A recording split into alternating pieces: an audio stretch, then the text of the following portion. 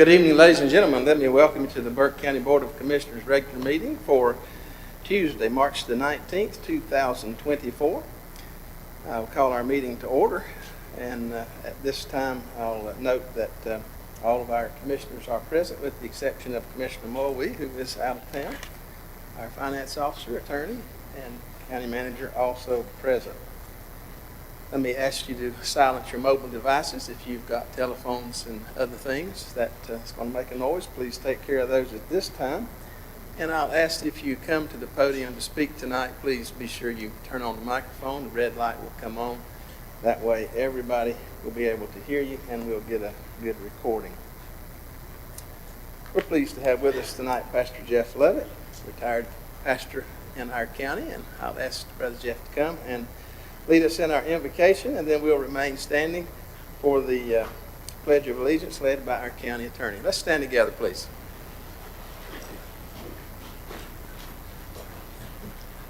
Before I begin, it's good to see the girls from East Burke High School here, and guys, I should say. I hope they're going to cheer us on tonight. Anyway, let's pray. Heavenly Father, we're thankful so much for the opportunity to be here tonight and express ourselves in community. We are proud of this community, and we live in a time in which I guess all times are this way. There's always challenges, and we know that everyone's here tonight because they have a certain interest and concern about our community. We know, Father, that the responsibility for a lot of what happens here rests on the shoulders of our commissioners. And just pray, Father, for them to give them wisdom, help them, Father, to be the examples I know they already are and want to be and continue to be. We pray, Father, that tonight's meeting will be blessed by you. Thank you for your grace in Jesus Christ. It is in his name that we pray. Amen. Amen. Thank you, Pastor. Please join me in the pledge of the flag. I pledge allegiance to the flag of the United States of America and to the republic for which it stands, one nation, under God, indivisible, with liberty and justice for all. Thank you. That pledge sounded really good tonight with a good full house. Thank you all for being here.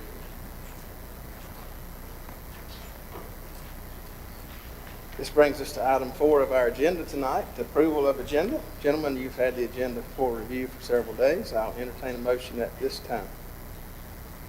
Mr. Chairman, I move to approve the agenda as presented. Thank you, Commissioner Burns. All those in favor signify by the uplifted hand. Madam Clerk, that's 4-0.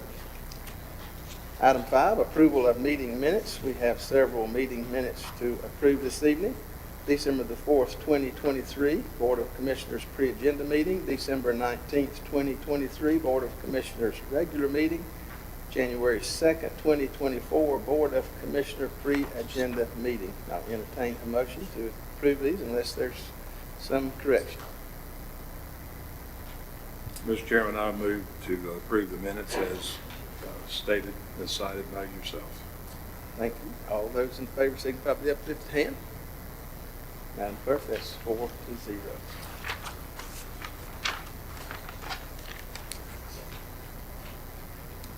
Item 6, presentations. We have several presentations this evening. Our first one comes as recognition of the East Burke High School cheer team. And I'm going to ask Commissioner Smith to lead us in this recognition, and we'll ask Coach Sabrina Baker to come forward. And Sabrina, tell us a little bit about your team, and then we've got some things to present. All right. Good afternoon, everyone. My name is Sabrina Baker, and I am the cheerleading coach at East Burke High School. First off, I just wanted to say thank you guys for this recognition and this honor. These kids have worked so hard this season, so just getting to be here tonight, we just truly appreciate it. Our team this season, this is our first competition team under my direction. So we had a lot of new this season. We've competed at UCA Regionals. We competed at the NCHSAA Invitational. And then we went to NCCCA and we won our very first state title for East Burke High School. So this was something that was incredible for our program and we are super excited about.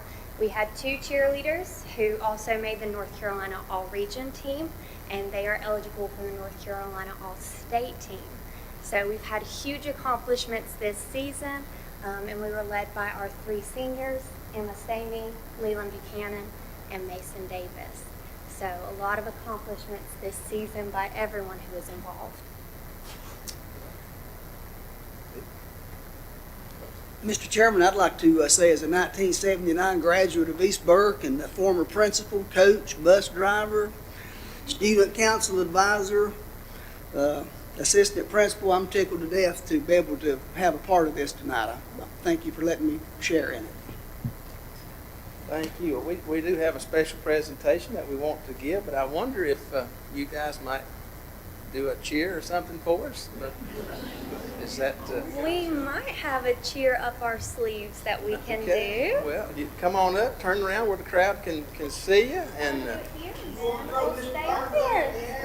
Yeah, we can toss them on up. All right, so they're going to come up here and do a cheer for you guys. We're going to face this way. All right, right up.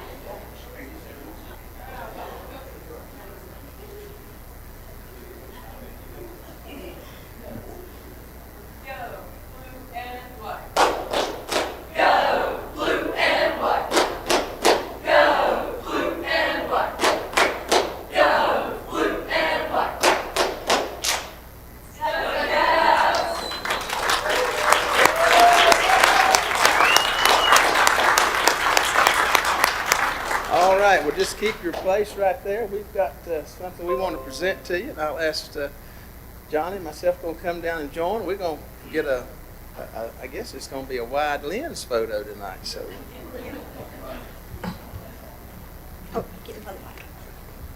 I want to get in on this a little bit too. I'm actually a 1984 alum of East Burke High School, and I'm exceptionally proud of all of you guys. And this is the first ever. That's amazing.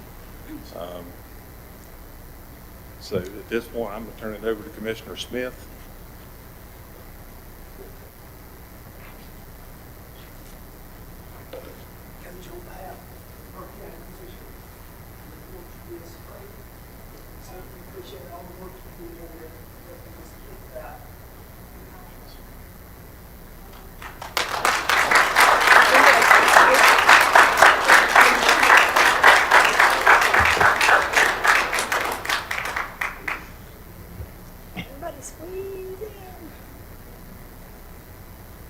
Oh, y'all might have to squeeze in just a little more.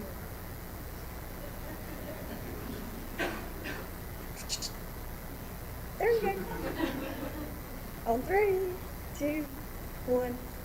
Thank you. And I'm an 84 grad too.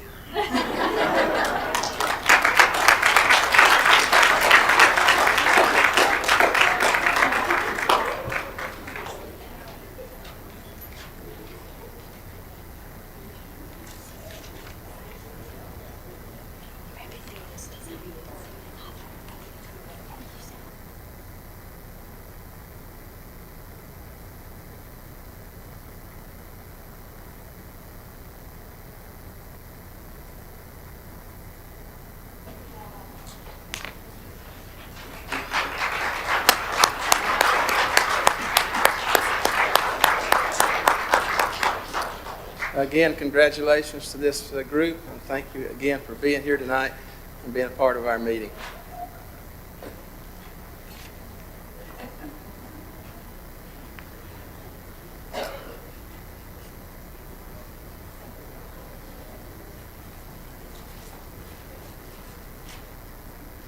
I know we still got a few folks standing. Now that we've got some chairs, why don't you take just a minute and come around, find you a place to sit.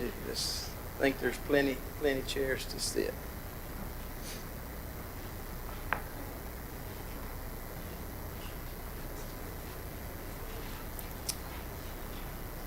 All right, this will bring us to our second presentation tonight. This is a proclamation declaring March as National Social Work Month. And we are pleased to have with us a number of our social workers in the audience tonight, and we're going to recognize those in just a moment. But I'm not going to read this entire proclamation, but I do want to share just a couple parts of it to take a moment to recognize what social workers do for us in our communities, not just Burke County, but across the state and across the country as well. Social workers enter the profession because they have a strong desire to help empower individuals, families, communities, and our nation to overcome issues that prevent them from reaching their full potential. Social workers have worked for more than a century to improve human well-being and enhance the basic needs of all people. Social workers positively touch the lives of millions of Americans each day and in a variety of places, including schools, hospitals, the military, child welfare agencies, community centers, and in federal, state, and local government. Social workers adhere to a code of ethics that emphasize advocating for fairness and equality and acknowledging the inherent value and dignity of every individual. The 2024 Social Work Month theme is Empowering Social Workers, embodies the need for society to support social workers so they can continue to do the life-affirming work they do and help address social needs. Social workers in turn endeavor to work throughout our society to meet people where they are and help empower people to reach the goals they wish to attain. Social workers are the largest group of mental health care providers in the United States, working daily to help thousands of Americans overcome mental illness such as depression and anxiety. Social workers are on the front lines of the nation's opioid addiction crisis, helping people get the treatment they need and prevail over substance use disorders. Social workers help people cope with death and grief and help people and communities recover from incredibly challenging life events, including natural disasters. Social workers help all people, regardless of race, religion, color, national origin, age, sex, or disability. The social work profession is one of the fastest growing careers in the United States, with about 728,600 social workers today, and more than 53,800 more social workers expected to enter the profession over the next decade. Social workers have continued to push for changes that have made our society a better place to live. So therefore, in recognition of their numerous contributions made by America's social workers, the Burke County Board of Commissioners hereby proclaimed the month of March 2024 as National Social Work Month and call upon all citizens to join the National Association of Social Workers in celebration and support of the social work profession. So with that, I'm going to ask Commissioner Smith to recognize a number of our social workers who are here with us tonight. And Bill, if you'll do that. I hope I get everybody that, I've got a list of people here that I know that's here. Some of the other ones may be here, and if I don't say your name, please feel free to stand up. But Hope Hembry, Catherine Hardy, Kelly Herr, Kelly Burke, and Garrett Smith. And I want to tell you, anybody that says that Burke County workers, and particularly DSS, doesn't earn their pay, I'll have to disagree with you. Sometimes I think my son Garrett there is a high school coach or a principal. He comes in so late at nights, but I'm proud of him and all of you. Thank you for what you do. Mr. Chairman, I make a motion we approve proclamation number 2024-02. All right, thank you, Commissioner Smith. All those in favor signify by the uplifted hand. Madam Clerk, that is all of us. Do we have any other social workers in the audience tonight that we didn't have your name? All right, I'm going to ask you guys to come down. We want to take another moment just to get a picture and recognize you again, and again say how much we appreciate what you guys do.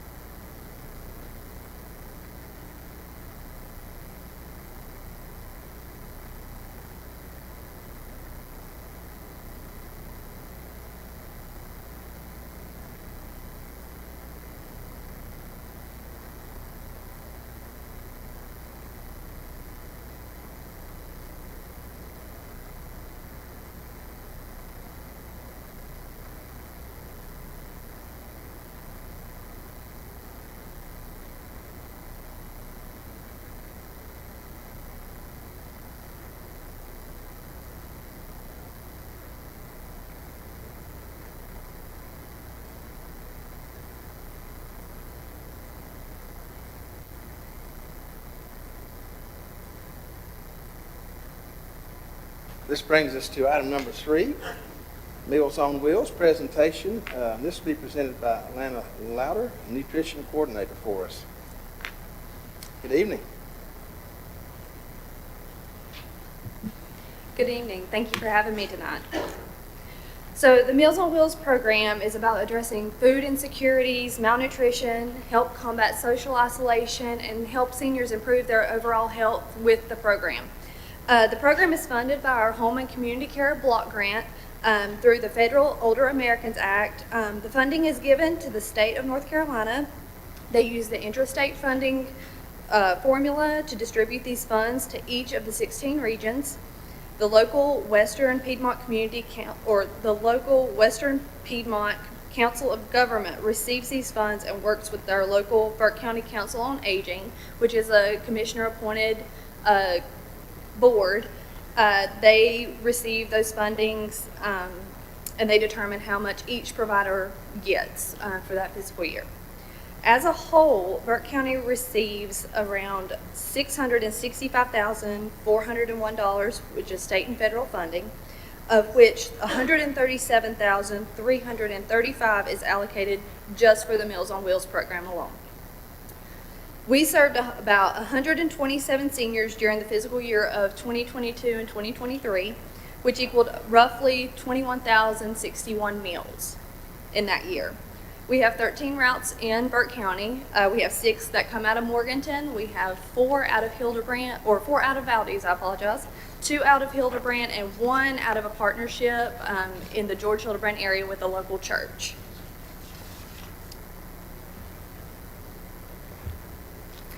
This week is actually Community Champions Week, which is a part of March for Meals. The annual March for Meals celebration commemorates the historic day on March 22nd of 1972, on which President Nixon signed into law a measure that amended the Older Americans Act of 1965. This included a national nutrition program known as Meals on Wheels for seniors ages 60 and older. March for Meals has been celebrated through programs across the country since 2002.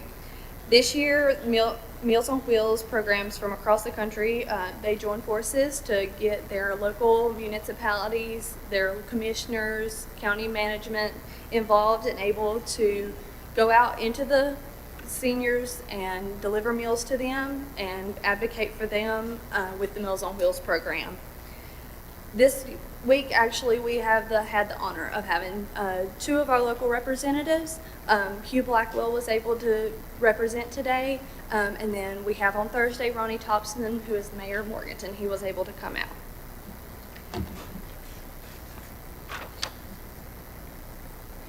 We have been able to, for the past 4 years, to serve our Frozen program. We were able to serve this program with our grants. We have the CARES Act, Family First Act, Supplemental Nutrition Fund, and ARPA. Those grants totaled $379,584. We served roughly 53,839 meals from January 2020 to February of 2024. These boxes were comprised of 5 meals per box, and they were delivered each Monday or available for pickup for those that were available. Our goal with this program was to reach those outlying areas such as Jonas Ridge, Chesterfield, Lake James, and the South Mountains. So we were able to serve a great deal of people in that way as well.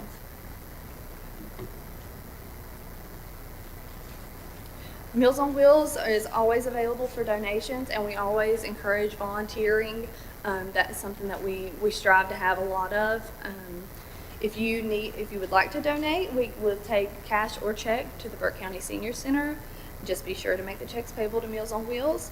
If you are interested in volunteering in any way, shape, or form, please contact us. We are always accepting applications for volunteers. Thank you. All right, thank you, Lana. Well, what a great program, and means a great deal to many of our seniors throughout Burke County, and thank you for what you do. Any questions for Lana on this program? All right, seeing here none, I'll entertain a motion to accept this report as presented. Mr. Chairman, I make a motion to accept the report as presented. Thank you, Mr. Burns. All those in favor signify by the uplifted hand. It's 4-0. All right. Now for a much more exciting topic, tax department updates. John, good evening. Good evening, Mr. Chairman, members of the commission. It is a taxing job we have. If somebody had asked me when I was about 12 years old, what do you want to do when you grow up? Taxing is not what I would have said. So, but my job here tonight is to give you an update on the operation of our tax office here in Burke County. So if you have any questions as we go, feel free to stop me. So what we're going to talk about is real estate market trends, the in-house tax data review and audits, improving our collection rate, on-site software training, interdepartmental collaboration with the Register of Deeds for deed certification. So market trends and sales ratio. Sales ratio is the difference or the ratio between the selling price and the tax value that we have on a piece of property. So if a property sells for, if we have a property valued at $200,000 and it sells for $100,000, then we have a value ratio of 2. If it was $200,000 and sold for $400,000, that would be a ratio of 50%. So what we have here is a timeline of how the sales ratio has changed, and you see that in 2019 it floated along there in the early or late 2010s and then went up 2019. That was because of the revaluation, and then the real estate market started increasing, and the ratios began going down. As the sale prices went up, the ratio goes down because the tax value does not change on a piece of property unless someone does something to the property, such as adding a new building, new construction, or something like that. So with the 2023 revaluation, we were very conservative in what we were doing our valuation. We did not want to overvalue the property. So we got our sales ratio up to 97%. And you can see from that on into 2024, we are already 14% below the sales value. The sales value is 14% above the tax value. So here we got a comparison with Burke County with some of our peer counties, and you can see how they all tended to drift down over the years. And you see the light blue line there in 2021.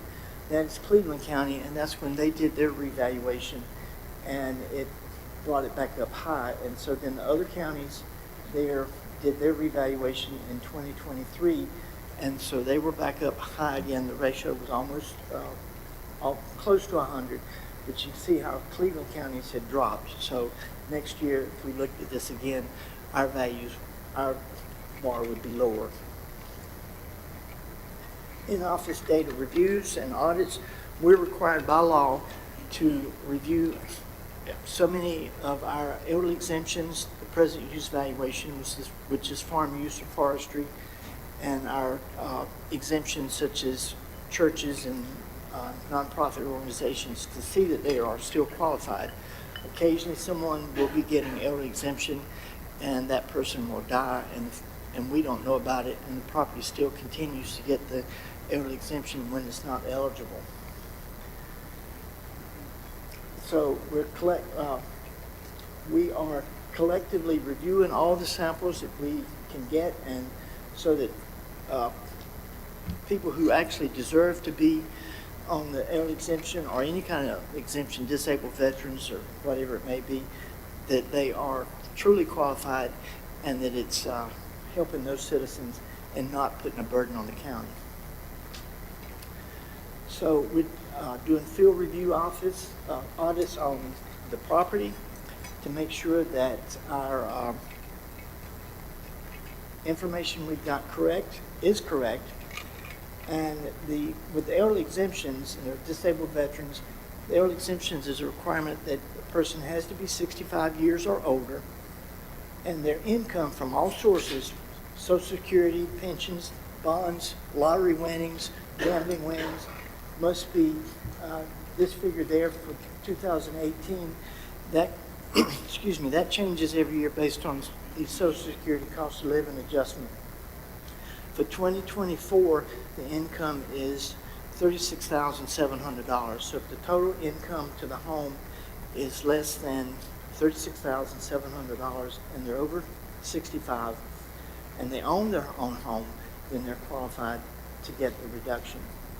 And it's the same with disabled veterans exclusion. That requirement is they have to be a disabled veteran from 100% in-service activity or event, and there's no income requirement on that. So as I said, we were doing field reviews on present use valuation for forestry. A person has to have a minimum of 20 acres in production of forestry. What they're doing when they get the present use valuation, they're telling the state of North Carolina that they intend to cut these trees for timber at some point in time. If somebody wants to just save the trees because they want to conserve the forest or whatever, that's not qualified. They need to be at the in the active production of timber for the timber market somewhere down the road. So our tax collection rate, you can see the tax collection rate here for Burke County over a period of years, and it dropped down during the pandemic, and then it's gone back up, and so we are as high as we have been for a number of years, and we are real proud of that, because that means the more percentage of the taxes we collect, that means the more that you guys have to spend, and the less you can have to tax the taxpayers on other taxes, because you've actually got more money to spend. So on-site training, our software training, we have had our software company come and do some on-site training for us, which was very beneficial. They came last week for the first time, and everybody thought that it was very beneficial to them, and that's just great, because we have a robust tax software, but it's because it is so robust, it is somewhat difficult to use for somebody that doesn't know the system. Deed certification. The state of North Carolina, excuse me, the state of North Carolina passed an ordinance, a statute about 2002 that authorized counties to do deed certifications. And what that is before a deed gets recorded at the Registry of Deeds, it has to be certified that any delinquent taxes on that property are paid. Because if I were to not pay my 2018 taxes and then sell the property to someone, then they're responsible for my taxes. And so this is a way to protect the taxpayers, to prevent them becoming responsible for taxes when they didn't even own the property. And so this is a collaboration between the tax office and the Registry of Deeds office to do this, and it can get involved, particularly when there's multi-parcel sales, or that and multiple people involved in the selling of a piece of land. So the benefits are increased accuracy and validation of our tax data, and it prevents fraud, that somebody's just selling a piece of property and they don't even own the property. So that's a check on that as well, to prevent somebody from being swindled, paying somebody money for a piece of land. They're buying a piece of land from somebody that doesn't even own it and can't sell it legally. So thank you. Any questions? All right, thank you, John, for that report. Any questions for John? Yes. Mr. Bridgers, I got a couple here. How often do you review the present use value? How often does that occur? Well, it has not occurred in a long time here in Burke County. So we are set up on a program to go through the system as all the parcels we have as rapidly as we can, and then we're going to put them on a 4-year cycle. And it's really, because it has not been done in a long time, that it's kind of painful to us and to the to the property owners because they've not been through it. They don't understand, why are you doing this? You've never done it before. So sometimes it's a matter of updating the forestry management plan. If it's agriculture, sometimes they have to verify their income. And because there isn't for the forest, not for the forestry, for the agriculture or the horticulture, there's an income requirement that they have to manage. You can't put land, just vacant land in the present use value that's not being farmed. There is an income requirement. So to answer your question, we're going to be set up on a 4-year cycle. May I ask, why have we not been doing that? Because it seems like the county's losing a lot of tax value. I tax can't money. answer that. I was not here. And let's just say that Burke Development Incorporated, BDI, comes in and buys up some property somewhere that is under PUV. What happens to that then? Since nobody's going to be harvesting the trees or something. Well, if by state law, if it's owned by anybody other than an individual or a group of individuals, such as a family or something of that sort, if it's an LLC or corporation, that corporation has to be actively involved in forestry or farming, whatever it is. For instance, Walmart couldn't put land in present use valuation because they're a retail business. They're not actively engaged in farming. Weyerhaeuser, forestry company, paper company down in the eastern part of the state, if they were to buy land for growing trees, they would qualify. But when land comes out of the program, then there's a recapture. It's not a tax exclusion or exemption, it's a tax deferment. So what that means is that when the land comes out of the program, there is a recapture of the current year taxes and the 3 prior year taxes, the difference in what they did pay and what they would have paid without being in the program, plus any accrued interest from when the original bill would have gone delinquent. So if BDI was to purchase some property somewhere that was under an LLC and they were getting the present use value, BDI would be required to pay the present taxes and go back 3 years too? It's not the person that's purchasing the property, it's the person that owned the property and is selling it. Thank you, sir. And the reason for that is because they got the benefit of that deferment, so now they're going to have to pay it back. Mr. Matt? No, I was just going to add to John's comments and just point out, just for clarity's sake, all taxation in North Carolina predominantly legislatively is managed through the North Carolina Department of Revenue, specifically the Machinery Act, which is available. It's an exhilarating read.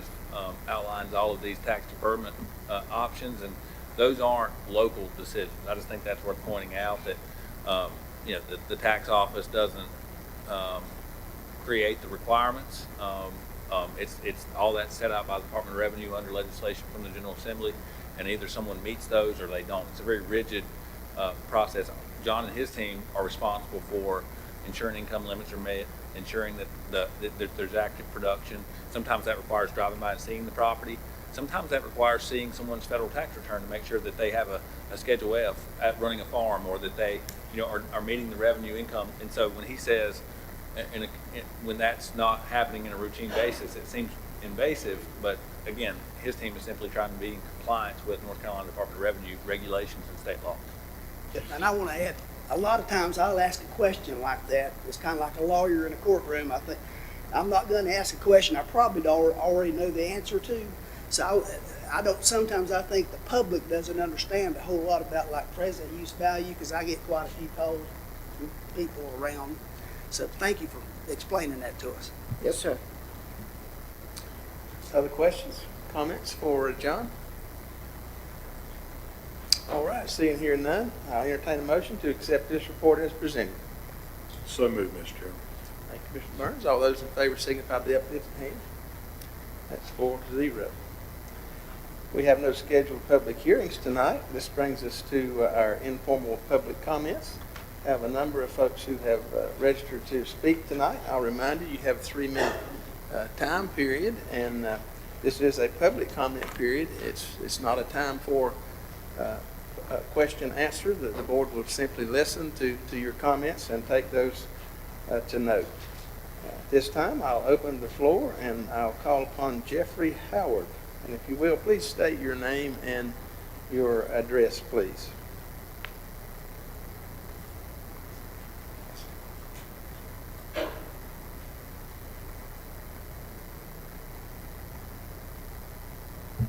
There we go. I appreciate the opportunity. Jeffrey Howard, live up 181.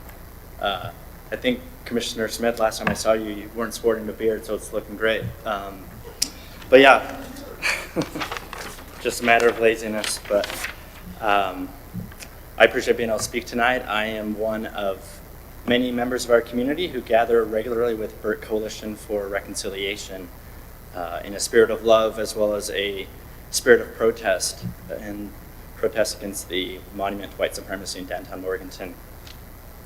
Last month, there were about 100 or so of us who participated in an educational walk downtown Morganton where we learned about some of the racial injustices that some of our Black neighbors and friends have experienced, as well as some of their personal triumphs. And I was moved by the many local leaders, civic, religious, business, who were in attendance, and even some who spoke.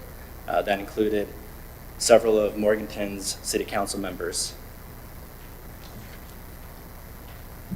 People notice when leaders are present and where they are not. Last month, there was also the Black History Month Festival, in which I noticed several county leaders who were present, several behind me. I recall seeing Commissioner Carswell and Commissioner Burns. That meant a lot to me. I know I was not the only one who noticed your presence. Thank you for being there. I know there are at least 2 of you commissioners who are nearing the end of your tenure as county commissioners. And I imagine each of you on the bench here reflects regularly on your legacy of service to our county. You have an opportunity to leave a lasting legacy in Burke County by taking action to remove a monument to hate from downtown Morganton. There are legal avenues you can take to do that. I hope you will find the courage to remove that monument so that people will know Burke County is a community of love and not hate. Thank you. Thank you, Mr. Howard. I recognize Carla Kincaid.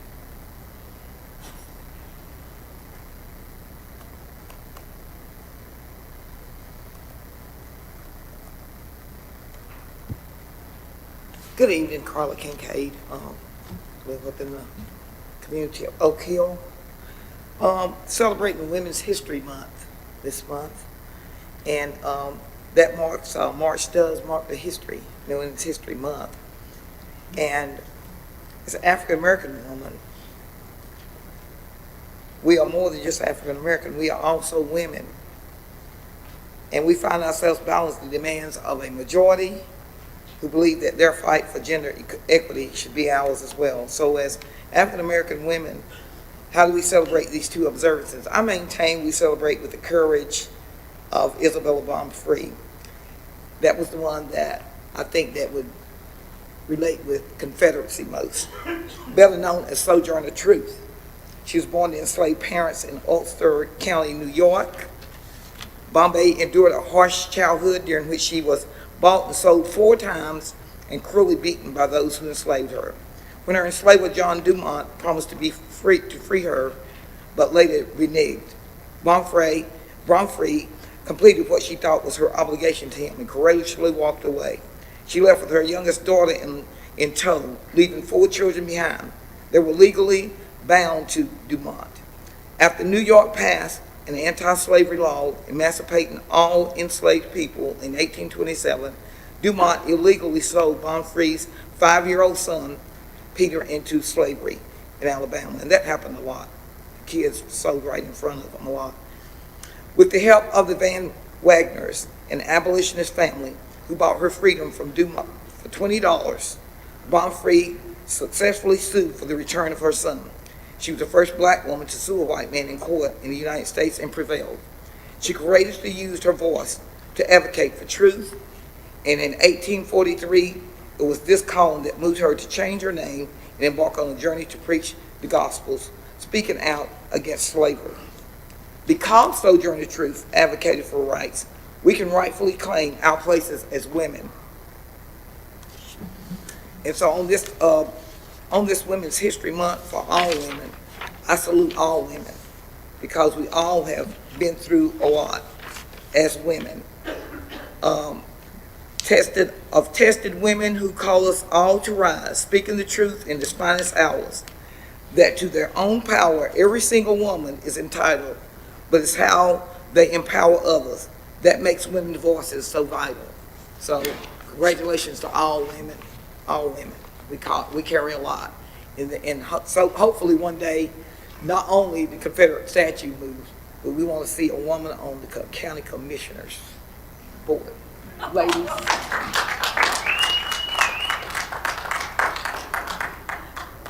Ms. Kincaid. I'll recognize Mark Small at this time.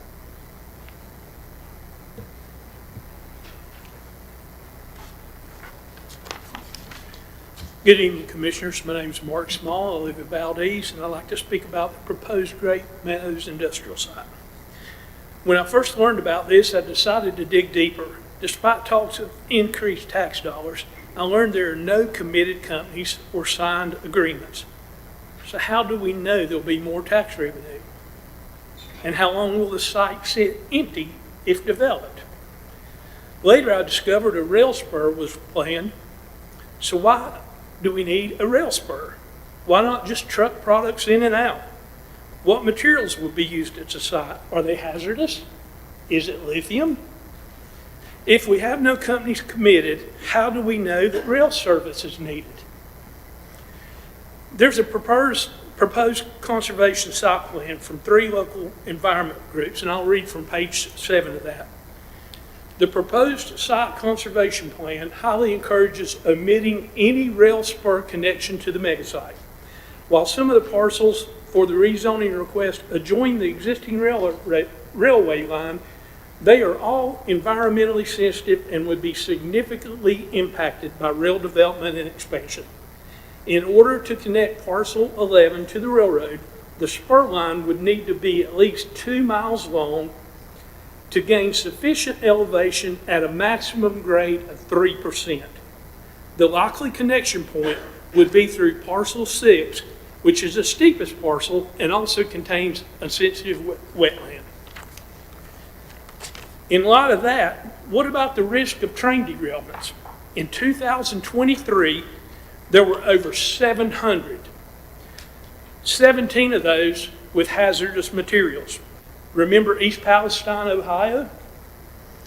Do we need that risk here in Burke County, especially near the Catawba River Basin watershed, which could impact millions of people's water source and runs all the way to the Atlantic Ocean? Also, why do we need this site when other industrial sites exist in the county? Jamestown Road, the Gigu site, Stillwell site, Cosby Road, Drexel Business Park, 101 North Main, Morganton, Burke Business Park, Cathy Road, and there's 4 properties that I know of in Valdez. Why are we not pursuing those properties for development? And lastly, please recall the words from the Constitution, which we all know, we the people. Voters are awake and we're paying attention, and I don't think we're going away. And remember, we the people elected you and not some unknown or mysterious corporation. Thank you.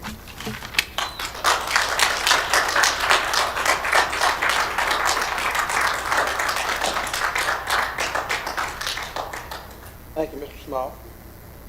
I'll recognize Dudley Green at this time.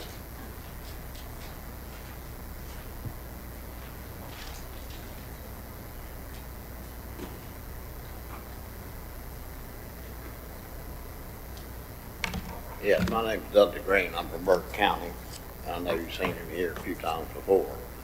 And I'm here about this mega site also. I don't think it's good stewards for the citizens of Burke County, in my opinion. The western part of North Carolina is never going to be the same if this comes in. You're destroying one of the most peaceful nature places in all of Burke County. And that's why people want to live at Lake James and in that part of Burke County. I don't see the sense in doing this. To preserve it like it is. And you're not transparent or accountable for any of this. You won't, I mean, it's not discussed open in here. It's discussed when these doors are closed. Number 13 on this agenda. All this is discussed behind closed doors about economic development. And that's what you're doing. You're not being honest with everybody. And I've got a picture recorded on Google Earth where the mega site is listed, and it was from 11/7/22. Is how long it's been on Google Earth as a mega site. And have you been working on this for like at least 5 or 6 years? Yeah, if you do, I don't think you're telling the truth. And the main reason there's no transparency, you've left this in the hands of Alan Wood of BDI. Mr. Wood lives in Winston-Salem. That's his home of residence. He's not from Burke County. Why is he in charge of what happens in Burke County is what I'd like to know. Just because he has a nonprofit, and the reason you're not good stewards, you've handed a state check, taxpayer money, to this man for $35.8 million. And he's going to spend it. He doesn't have to tell anybody where that money goes. I mean, it should be accountable down to the dollar. We're not going to see that, not through him, because he's not required to do it being a 501c3 nonprofit. I mean, you've advocated your duties as county commissioners to handle money that's involved with this county and the development. And I don't know what kind of Kool-Aid Mr. Wood is drinking. He says there's 650 workers nearby. I don't think there's 650 workers in the entire western section of North Carolina. I don't know, he's out there. It's a quasi-government entity, and that's a bypass of the constitutional democratic government of this county and the country. Like the man said, we the people. I mean, and you're using him to railroad this through on us. I mean, literally. And that, I just don't understand. I think it's all wrong. And I'd just like to tell everybody to be at the next planning board meeting on the 28th at 5:30, because conditional zoning is going to be discussed. Now, if you bring in conditional zoning, you're up in the Pandora's box. They can set anything in your neighborhood that they want to set in your neighborhood. If you want that, let it go through. I appreciate it. Thank you.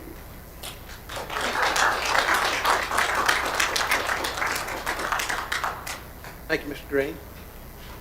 I'll recognize Caroline Avery at this time.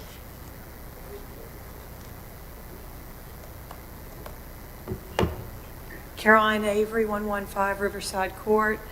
I'm here tonight representing Burke Coalition for Reconciliation and reporting on the meeting that we had last night at New Day Christian Church. As you know, we've been meeting for 3 years and 3 months, and we meet every month and we talk about this county and that we love so dearly, and we talk about how to make it a better place for all people to live. I think you all know that.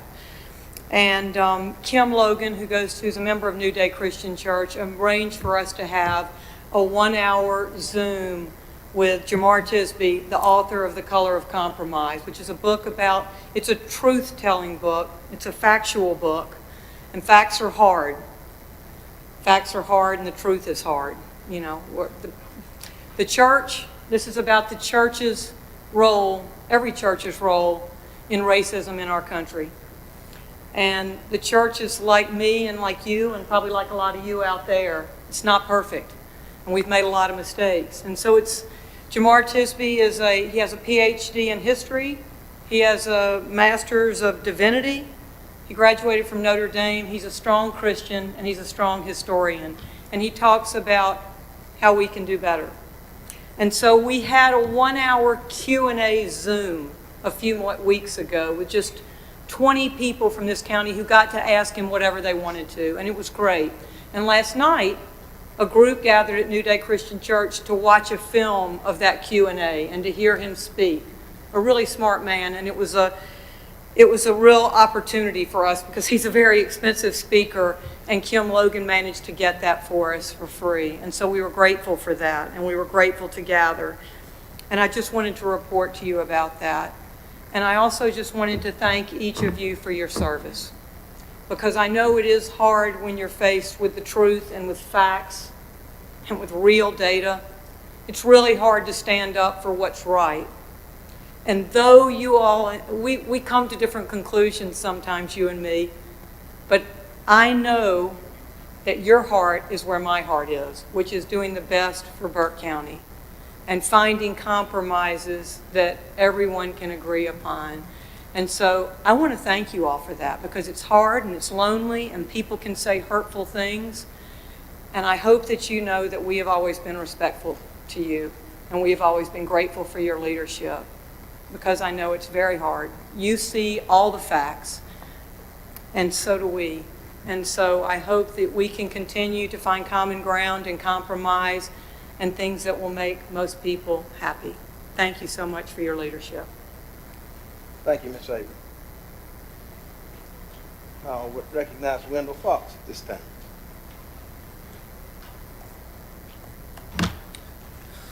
Commissioners, I'm Wendell Fox from 105 Emerywood Drive, and I've come tonight to specifically address the article that Mr. Epley put in the paper, where he said that my assertions from the last meeting were false.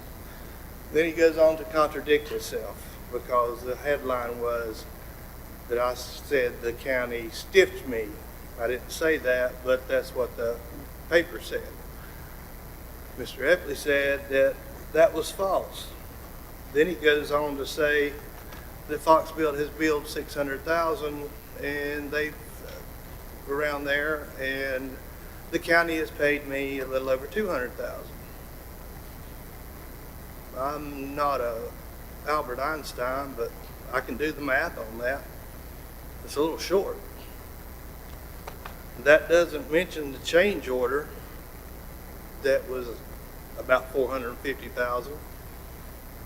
So I don't know where he's coming from the fact that my assertions are false. He also told them that we abandoned the project. Well, I don't know anybody in this room that would show up to work if they hadn't been paid in 3 months. You know, and they tell you to come on to work. No, that's not going to happen. And then they throw up the thing about us not getting a bond. I've got an email from one of the county employees that acknowledges that they knew we didn't have a bond. And we're told several times that we did a groundbreaking on February 17th. Before the bond was issued, there would be no bond. But we were told the groundbreaking would be done on February 17th, regardless. And then the bond was never mentioned until the county hired outside counsel. And the outside counsel saw that, so the county covered their butt, because if they would have admitted that they knew that we started the job without a bond, then the county's in trouble. So we were transparent throughout the whole thing. I made it very clear to everyone that if that project started without it, there would be no bond. And then they get outside lawyers involved who are supposedly UCC specialists, who I had a friend of mine call and ask that very law firm about UCC rules and regulation. They told him they didn't know much about UCC. So I don't know why the county hired them, but but you can Google yourself, UCC filings are not attachable to real estate or services. So construction is a service. Thank you. Thank you, Mr. Fox. I'll recognize Ann Chapman at this time.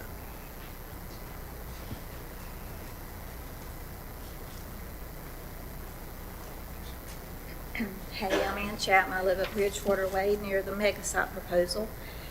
On 1,400 pristine acres along the Catawba River and Muddy Creek and Lake James, where I live, the county commissioners and BDI in October 2023 hinted at trying to get an EV battery vehicle plant.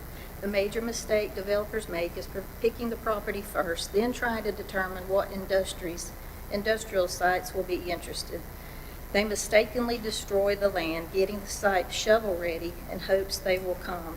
Instead, they should understand fully the criteria that are required for the site: infrastructure, transportation, topography, wetlands, environmental, etc., and use these as discriminating criteria for selecting a site for a particular company or industry. Several comments made by Alan Wood with BDI and Brian Eberly from articles and videos dating back to October 2023 have indicated plans for bringing in dangerous electric vehicle manufacturing, lithium battery manufacturing, or up to 4 industrial manufacturers on this land. Only recently have they tried to retract these comments, misinforming the public that it will be bringing in economic development to the county. We, the citizens, do not want anything of this nature anywhere near Burke County. These types of plants have proven to be detrimental to the environment. Below are how much water is used for these EV plants, materials that are used in these plants. The lithium is cobalt, nickel. They're all extracted using environmentally damaging methods. Nearly 500,000 gallons of water are used to extract 1 ton of lithium. Researchers are currently finding ways to remove nickel and cobalt from batteries. Battery manufacturing can consume thousands of gallons of high-purity water each day in pre-treatment operations. Where is this water going to come from? People are concerned it's going to be sucked out from Lake James. It'll be taken and then sent down Catawba and Muddy Creek to poison our waters. How bad are the EV batteries for the environment? EV lithium-ion battery packs are made with materials that are expensive and in some cases toxic and flammable. Talking about the railroad tracks and things like that, transportation, hauling this stuff, very dangerous. The primary materials to make these batteries include lithium, nickel, cobalt, and copper. And we just don't want that around our area. It's not a good thing. It's dangerous. So consider thinking about something else, or just don't do it at all, and don't get it shovel ready and wait and wait and wait like Kathy Rhodes been waiting for something. Thank you.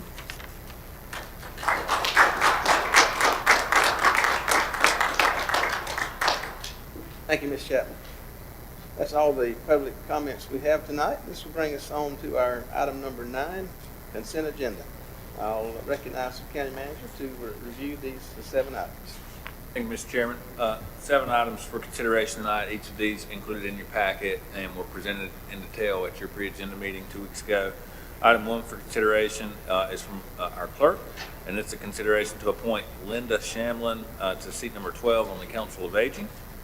Item 2 for consideration, also from the clerk, is consideration to appoint Thad Hodge to the Burke County Smart Start, specifically in the area of Partnership for Children.